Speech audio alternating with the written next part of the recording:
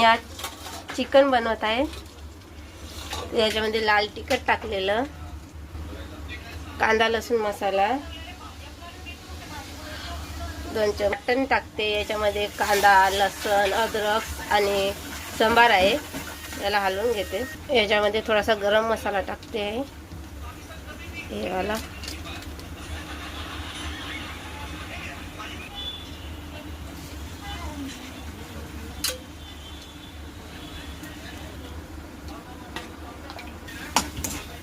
हे आपलं सुकं मटण तयार आहे आणि याच ग्रेव्ही पासून मी ग्रेव्ही वाला चिकन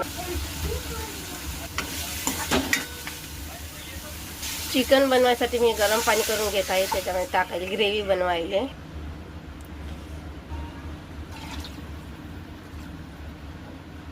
हे ग्रेव्ही बनवत आहे। हे आपलं रस्स्यावालं चिकन बनून तयार आहे।